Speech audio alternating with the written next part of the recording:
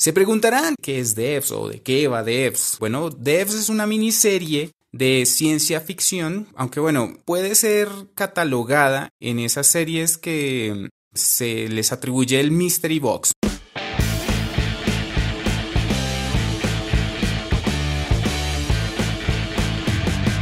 Esto es Alternativos. ¡Hey! Sean todos bienvenidos a un nuevo episodio de Alternativos. En esta ocasión no me acompaña nadie. Porque estoy solito. Pero eso se debe a que estamos realizando este programa como respuesta a una petición de uno de nuestros fans o bueno, seguidores en Alternativos. Un saludo para él, para Jonathan, quien nos sugirió que hiciéramos una reseña / crítica / análisis sobre una serie que es relativamente nueva y pues por lo tanto nos fue imposible encontrar a alguien que se animara a hablar del tema, pero Ani, su servidor, se puso la 10 y viene hoy a hablar de Devs. Se preguntarán qué es Devs o de qué va Devs. Bueno, Devs es una miniserie de ciencia ficción, aunque bueno, puede ser catalogada en esas series que se les atribuye el Mystery Box, ¿no? Este Mystery Box es como una especie de subgénero en el cual se desarrolla una trama a lo largo de la historia que va postergando como la resolución de una incógnita final. Digamos que el exponente más claro que hay de estas Mystery Box es Lost, la serie que se desarrolla en una isla después de un accidente aéreo y en la que ocurren cosas como muy raras, pero que finalmente todo empieza a solucionarse, a mi parecer no de la mejor manera, pero pues es como el referente más claro de estas series como encasilladas en el subgénero de Mystery Box, ¿cierto? También podemos, no sé, encontrar ejemplos más recientes de este tipo de subgénero en Westworld, tal vez, o en Mr. Robot, que fue donde yo conocí el trabajo del señor Rami Malek, el protagonista de la historia del EO. Y hay una serie que está como en mi lista, no sé si ustedes también tengan una lista de series que tienen por ver, de libros que tienen por leer, de, no sé, películas, de juegos por jugar, en fin, que es True Detective, donde está el señor Matthew McConaughey y creo que está Woody Harrelson. Pero bueno, esa es una de las series que también pertenece a este género de Mystery Box, ¿cierto? Por el lado del anime, yo podría encasillar o podría incluir en este subgénero a Steins Gate, para que aquellos que no la han visto se den una pasadita por esa historia que es muy interesante. Y por el lado de animación no japonesa, digamos, de series animadas, está la conocida Gravity Falls, que también tiene como esta dinámica que les comento de alargar, de postergar capítulo a capítulo la resolución de esta incógnita grande en la cual giran como los argumentos de la serie. Pero bueno, si he de encasillarla en un género puntual, yo diría que es como una ciencia ficción filosófica, porque aborda temas bastante interesantes. Pero bueno, de eso vamos a hablar en un rato.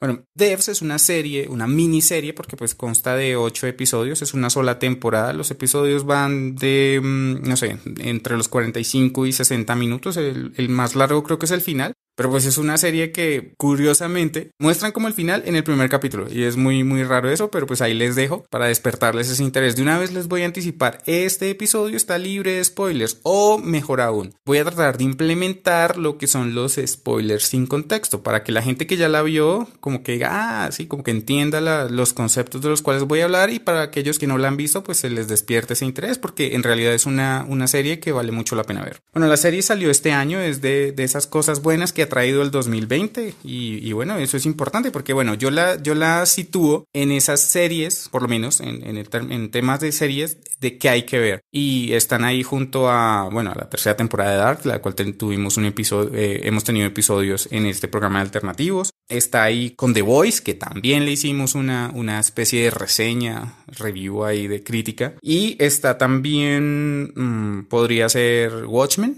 en términos de series muy buenas de este 2020, a pesar de que, bueno, en términos de entretenimiento hay un montón de cosas más por ver, así que el 2020, bueno, no ha sido tan malo como la mayoría de gente piensa. Esta serie se emitió desde el 5 de marzo hasta más o menos el 16 de abril, sí, fueron 8 semanas. Entonces, pues ya está disponible para que la vean en FX, que es de Disney, o en Hulu, que también es de Disney. Oye, parece que esa compañía es dueña de muchas cosas, pero bueno. ¡Es la mascota de una perversa corporación!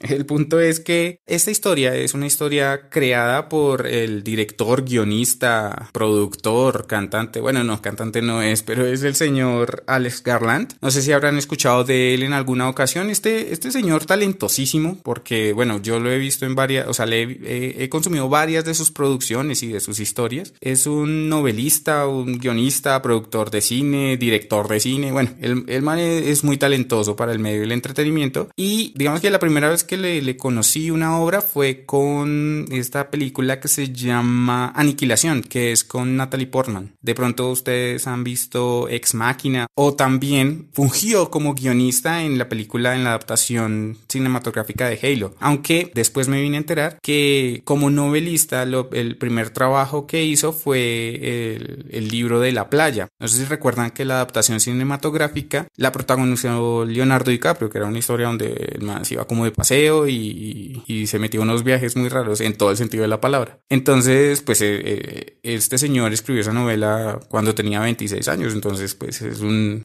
escritor bastante talentoso. También lo podemos encontrar en películas como 28 días después o Exterminio, que ahí fue guionista y luego fue productor de la segunda parte, que era 28 semanas después. Y finalmente pues es el director de Ex Machina, la película que también les recomiendo que vean. Y como serie, o sea, como sus pasos por la serie es ahorita con Devs, en la cual pues está haciendo un excelente trabajo porque se nota como su sello personal. Pero bueno, en Devs él trabaja con actrices, bueno, sobre todo con una actriz que es la protagonista de Devs, con la cual tienen una relación así como de amor profesional, entre comillas, como la que tiene, por ejemplo, no sé, Tim Burton con Johnny Depp, que lo elige para muchos de sus papeles, o que tiene Tarantino con Samuel L. Jackson, que también actúa en muchas de sus películas. Y esa relación así como de idílica laboral la tiene con la señorita Sonoya Mizuno, que es una japonesa que interpreta el papel principal de esta serie, que interpreta el papel de Lily, un nombre muy curioso para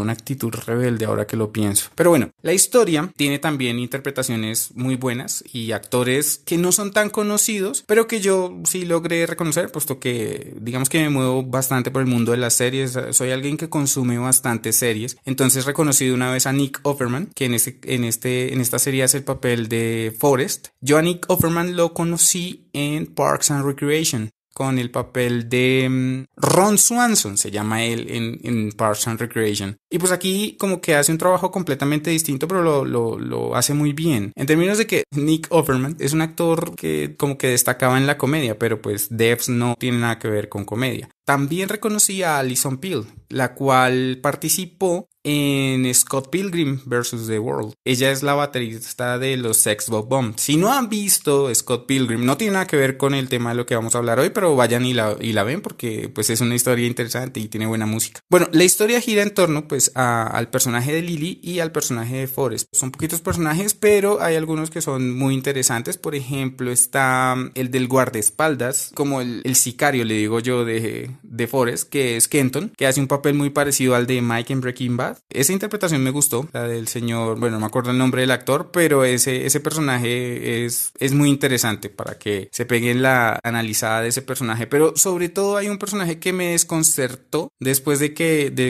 me enteré que en realidad era interpretado por una persona del sexo opuesto. Y es que hay un personaje que se llama Lyndon y en la historia es un desarrollador muy joven. O sea, uno pensaría que es un muchacho, no sé, de 16, 17 años. Pero en realidad es una chica, es una actriz y está interpretado por Carly Spiney, algo así. Y entonces cuando yo me di cuenta, oye, pero ¿cómo así? Yo decía, cuando veía la serie, yo decía, wow, ese muchacho es talentoso, mire cómo interpreta de bien, cómo actúa de bien. Y luego me di cuenta que era una muchacha pues mucho mayor, bueno, no tan mayor, pero pues sí, una mujer mayor. Y, o sea, ¿Por qué nadie me lo dijo! ¡Ay, debo haber parecido un idiota! Y bueno, en términos generales, la serie se desarrolla en San Francisco y va como con todo este tema de la industria tecnológica de Silicon Valley, y de hecho presenta una crítica como entre líneas a ese mundo tecnológico, ¿no? En el que diariamente se presentan desarrollos que muchas veces pueden atentar contra la ética o la moral de la misma humanidad. Pero bueno, no les voy a hacer, como les decía, no les voy a hacer spoilers, pero la serie presenta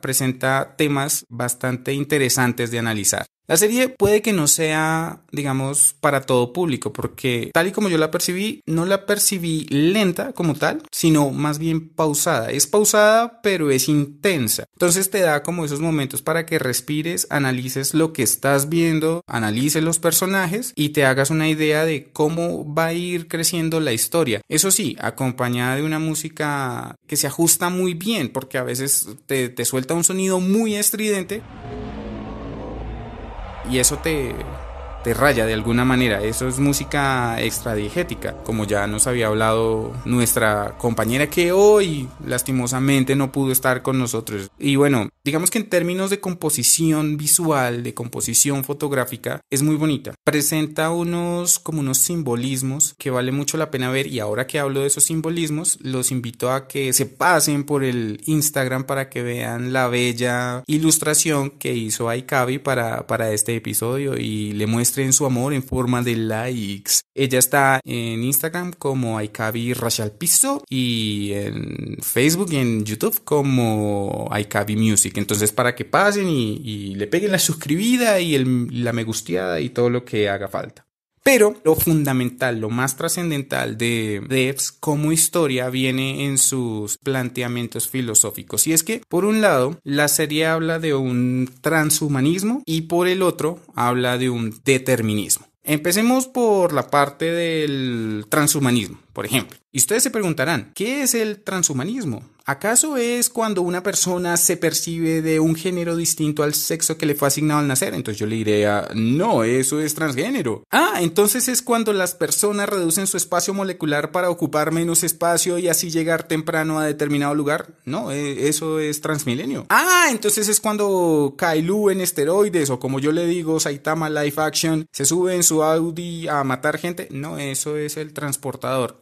Entonces es cuando una cultura alienígena se convierte en medios de transporte para someter y sodomizar a la humanidad. No, eso es Transformer. El transhumanismo es como una corriente, ¿sí? Un movimiento cultural que busca transformar la condición humana mediante la tecnología. Creo que yo les había hablado de eso en parte con respecto a nuestro programa que hicimos en The Voice, ¿cierto? Entonces, lo importante es que en Devs se toca muchísimo ese tema del transhumanismo en la medida en que aborda temas que tienen que ver con, por ejemplo, inteligencia artificial, con realidades simuladas. Porque bueno, todo este cuento del transhumanismo ya va a ser más o menos un siglo del cual se empezó a hablar de este tema. Los primeros, digamos que acercamientos que se tuvo de algunos pensadores con respecto al transhumanismo fue con respecto a la eugenesia. ¿Se acuerdan que en el programa de The Voice tocamos un poquito el tema? No profundicé porque bueno, es un tema increíblemente largo, pero bueno, de ahí también se pasó a este tema de la ectogénesis, ¿no? Que de hecho hay un capítulo de Los Simpson que habla de eso, que es la creación de vida en un ambiente artificial. En ese episodio donde Lisa es como el dios de esa civilización y Bart es el diablo. Bueno, es un tema muy chévere. ¡Por Dios! ¡He creado vida! Pero bueno, digamos que toda esta parte del transhumanismo ha logrado evolucionar de tal manera que hoy podemos hablar de temas como, no sé, la nanotecnología, la misma realidad simulada de la cual ya les había hablado, no sé, la inteligencia artificial, la transferencia mental. De hecho, hay una empresa que lleva como 4 años en desarrollo de esa tecnología, que es Neuralink, que pertenece al magnate visionario de la navegación espacial en este momento, Elon Musk. Entonces, si de pronto quieren ahondar un poco en ese tema, pues por ahí hay mucho que conocer. Pero bueno, ¿por qué hablar del transhumanismo en Devs? Y bueno, porque hay otras series, bueno, hay otros hay otras expresiones artísticas que han tocado el tema del transhumanismo, ¿no? Por ejemplo, si quisiéramos hablar un poco de películas que tocan el tema del transhumanismo, en caso de que usted, señor o señorita oyente, quieran conocer, pues yo le recomendaría, no sé, tal vez que vea Yo Robot de Will Smith, no sé si la recuerdan. También la película está de Kubrick, de Una Odisea en el Espacio, si de pronto les llama el tema. Aunque yo considero que los referentes más claros de esto a nivel cinematográfico son Blade Runner, que es con Harrison Ford y que hubo como una secuela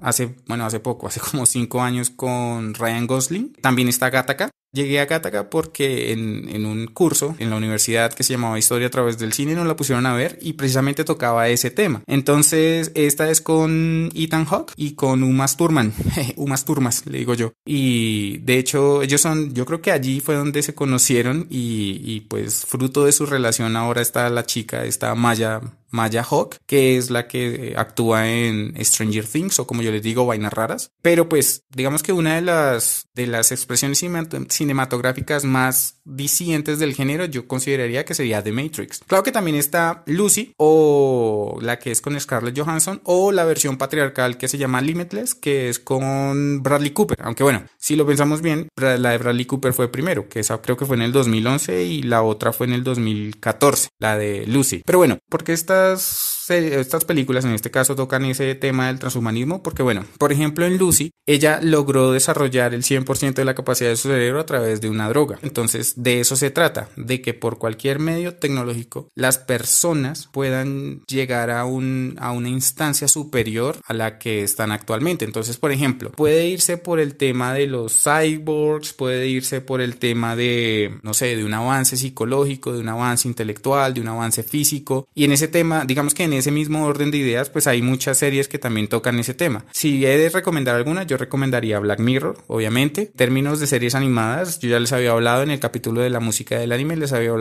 habíamos hablado de Ghost in the Shell, de Neon Genesis Evangelion. De pronto si los suyos son los videojuegos, entonces pueden tocar el tema del transhumanismo o conocer un poco más del transhumanismo en juegos como Metal Gear, como, no sé, en BioShock, o en el más reciente que está a punto de estrenarse, en Cyberpunk 2077, que ahí donde va a estar nuestro amigo de la casa querido, el Keanu Reeves. Y si de pronto no les gustan ni las películas, ni las series, ni el anime, entonces pueden ir a la literatura y encontrar, pues no sé, como información sobre este tipo de cosas, de que, pues que en términos generales fue el nacimiento del género cyberpunk, del cual disfruto mucho en obras como Robots, que es de Isaac Asimov, que de hecho algunos piensan que Yo Robot se basó en ese conjunto de escritos, porque en realidad no es un libro, pero también pueden encontrar en la literatura de Greg Egan. Él tiene un libro que se llama Diáspora, no confundir con La Diáspora, que es diferente. Y también hay un libro de este señor que hizo el Código Da Vinci, que se llama Inferno, creo que es. Se llama Dan Brown. Allí también tocan como ese tema.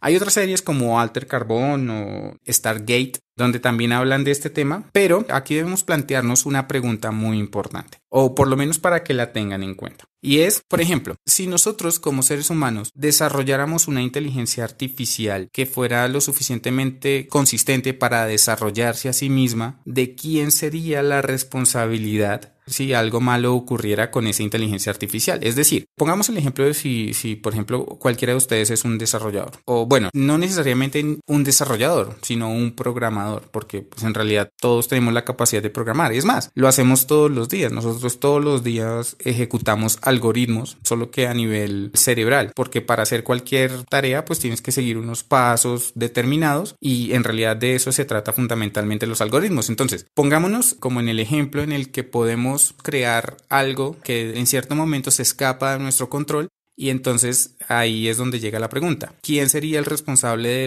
de las acciones que emprenda, por ejemplo, esa inteligencia artificial? Entonces, ¿por qué toco ese tema? Porque en Devs, uno de los ejes principales de su temática se trata del desarrollo de un sistema o de un programa que le da un poder especial a un grupo de personas. Entonces, bueno, ahí les dejo esa pregunta. Pero por el otro lado, otro de los ejes fundamentales es el determinismo en Devs. Pero este determinismo, que está estrechamente ligado como al concepto de la la predestinación, que obviamente tenemos que hacer una diferenciación muy clara en este punto, y es que como tal el determinismo es una doctrina filosófica, mientras que la predestinación es una doctrina más como de tintes religiosos. Pero aún así quiero aclarar que como tal el determinismo pues es la idea de que todo acontecimiento está acomodado por una causa y una consecuencia, así como por la causa y el efecto o acción-reacción. No sé si eso le suene de alguna de las leyes de Newton, creo que es la tercera. Entonces lo voy a enfocar como, digamos que el determinismo puede ser aplicado a muchísimas, no sé, como áreas del conocimiento humano, pero para este programa del cual estamos hablando, de la serie, Alex Garland lo enfocó en dos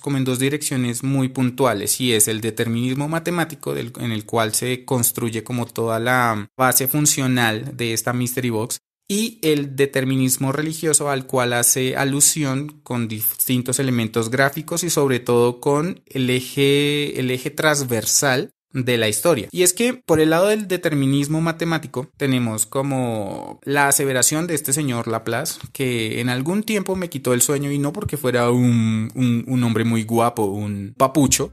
Es un papucho. Sino porque una de sus ecuaciones y la transformada de Laplace me hizo considerar si realmente quería yo entender el mundo desde el lenguaje matemático. Pero bueno, eso es una historia pasada, afortunadamente todo eso se superó. Y digamos que todas estas teorías matemáticas, digamos de la mecánica clásica, pues es una aproximación determinística del universo. Entonces el hombre lo que plantea es que si en determinado momento conocemos los eventos que hacen parte de cierta situación, podemos conocer o prever el futuro y podríamos entender de cierta manera el pasado. ¿Por qué? Porque el presente es el efecto del pasado y es la causa del futuro. Entonces, con esta aproximación se construye una idea fundamental para esta serie, y es que crean un dispositivo que es capaz de acotar todas esas variables de un presente, y de cierta manera podrían prever lo que pasaría. De hecho, es algo que ocurre naturalmente. Nosotros a lo largo de nuestra historia hemos logrado llegar a cierto nivel de desarrollo del determinismo y hemos podido, no sé, como humanos, prever los eclipses o el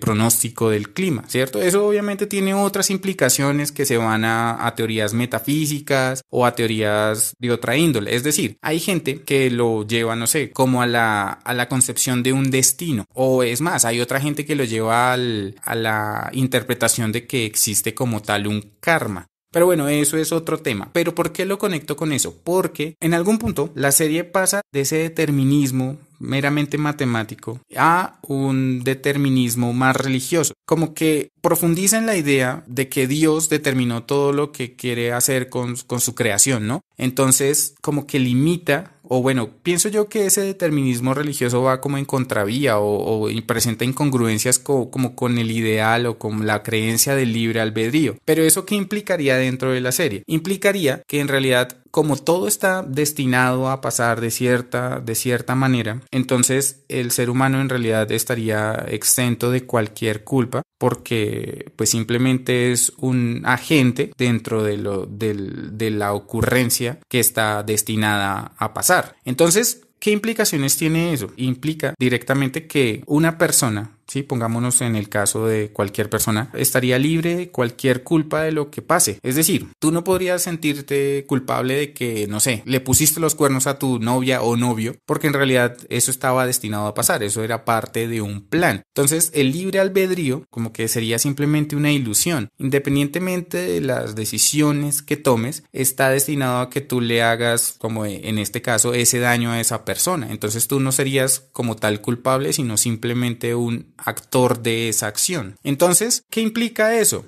Que ese determinismo religioso o esa predestinación nos haría libres de culpas, pero nos quitaría la libertad de acción. Entonces es como una paradoja ahí muy, muy interesante. ¿Pero por qué tocamos esto? Porque la serie gira en torno a ese paradigma en algún momento. Pero entonces volvamos a la pregunta que les hice yo hace un rato, y es que si nosotros somos en algún momento capaces de tener ese libre albedrío, si nosotros fuimos desarrollados como una inteligencia artificial, pongámoslo ahora en esos términos, entonces ¿quién sería el responsable de las acciones que nosotros emprendemos? Y pues ya que ustedes se dieron esa respuesta a ustedes mismos, pues espero que ahora como que también traten de unir los cabos y se planteen eso. Y es que algo muy chévere que tiene esta serie es eso, es que con su ritmo así pausado, con su ritmo que pues yo lo que les digo, para mí no es lento, simplemente es que da espacio para que la persona reflexione, y eso es la invitación que esta serie y yo les hago para que vean este tipo de series, y es que mientras la vean puedan reflexionar sobre las ideas que te plantea. El trabajo del señor Garland es maravilloso, es muy entretenido. Digamos que la serie no es para todo el mundo, pero yo agradezco al señor Jonathan, quien nos recomendó que la viéramos, que le hiciéramos esta especie de reseña, de análisis, de crítica, porque fue una serie que disfruté mucho. Es una serie que vale mucho la pena ver por sus actuaciones, digamos que algunas como que flojean a mi parecer, pero ver al señor Nick Offerman haciendo ese papel me dio mucho gusto. De hecho, lo había encasillado como un actor de humor, y verlo en este, no sé, entre comillas, drama, fue algo bastante agradable de ver. Creo que eso va siendo todo por el día de hoy en este programa de Alternativos. Esperamos que les haya gustado. Si este formato les llamó la atención, entonces déjense ver con esos likes en YouTube. Recuerden que ya volvimos a Spotify. También estamos en Facebook, y pues no se olviden de compartir este episodio. Yo soy Ani y esto fue un episodio más de Alternativos. Nos vemos el próximo jueves. Bye bye.